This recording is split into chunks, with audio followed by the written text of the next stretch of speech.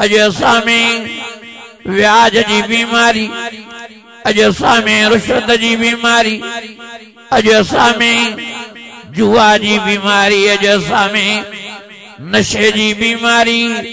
केड़ो गुनाह आहे जेको मुसलमाननि में नाहे। बाज़ारियूं भरियूं पियूं, मस्जिदियूं वेचारियूं खालियूं थियूं नज़र अचनि। अॼु होटल भरिया पिया आहिनि, मस्जिदियूं वेचारियूं रोईंदियूं थियूं अचनि। ॾींहुं राति मुसलमान लापरवाहीअ में ज़िंदगी गुज़ारनि था, ग़फ़लत में ज़िंदगी गुज़ारनि था, अयाशिन में ज़िंदगी गुज़ारनि था।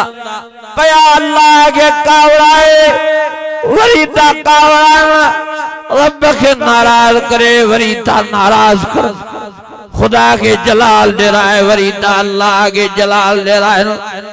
हे अल्लाह जे अज़ाब जूं निशानियूं आहिनि।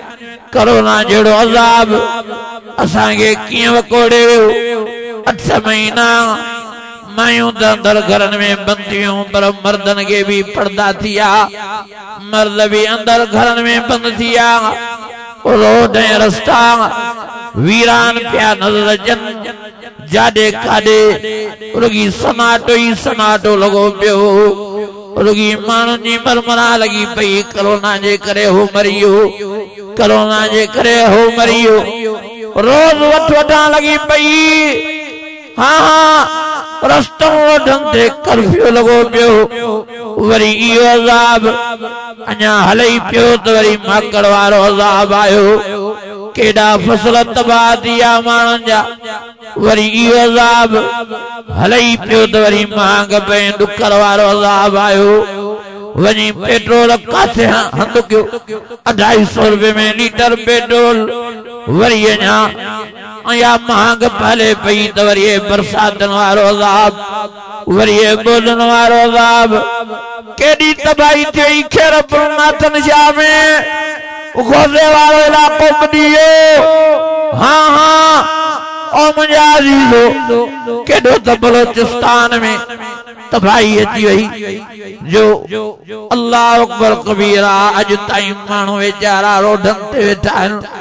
मां हाणे वियुमि बलोचिस्तान जलसे ते, मां रोईंदे इहो नज़ारो ॾिठमि। वेचारियूं नियाणियूं निमाणियूं अञा ताईं रोडनि ऐं रस्तनि ते बलोचिस्तान जे पासे ॾे वेठियूं आहिनि। अञा ताईं उते घरनि में पाणी बीठो आहे। एॾो अल्लाह जो अज़ाब जो पाणी हो, जाॾे पिया नज़र कयूं रुगी पाणी पाणी पाणी पाणी, जाॾे पिया माण्हू वञनि रुगी पाणी पाणी। ओ मुंहिंजा अज़ीज़ो, मुंहिंजा भाइरो, हेॾियूं तबाहियूं हेॾियूं बर्बादियूं, पोइ बि असां सुधरण लाइ तयारु न आहियूं। हेॾा अज़ाब अखियुनि सां ॾिसूं था, पोइ बि नेक बणजण जे लाइ तयारु न आहियूं। पोइ बि नमाज़ पढ़ण लाइ तयारु न आहियूं। पोइ बि रब जे दर ते अचण जे लाइ तयारु न आहियूं। ओ मुसलमानो, संभालियो, संभालण जो वक़्तु तो ईअं न त क़बर क़यामत में वेठा रत जा फुड़ारो, पोइ वेठा दाऊं कयो, चीखा कयो त असां छा करे आयासीं। मां अमड़नि खे, मां भेनरनि खे, मां न्याणनि खे, मां भाइरनि खे, मां बुज़ुर्गनि खे, मां पोड़नि जवाननि सभिनी खे मिंथे मेड़ थो कयां।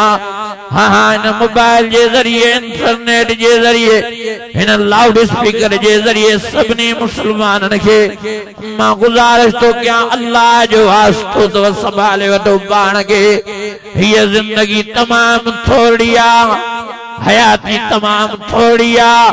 गुमान में पंहिंजी जिंदगी गरो करे पान के तबाही बर्बाद न कयो। क़बर क़यामत में पंहिंजे लाइ अज़ाब तैयार न कयो। थोड़ी जिंदगी आ, थोड़ी हयाती आ, या पंहिंजे रब जी रज़ा ते गुज़ारियो, प्यारे नबी मोहम्मद करीम जे ताबेदारी में गुज़ारियो। हाँ हाँ पंहिंजी जिंदगी कुरान मजीद सां मोहब्बत ऐं प्यार वारी गुज़ारियो।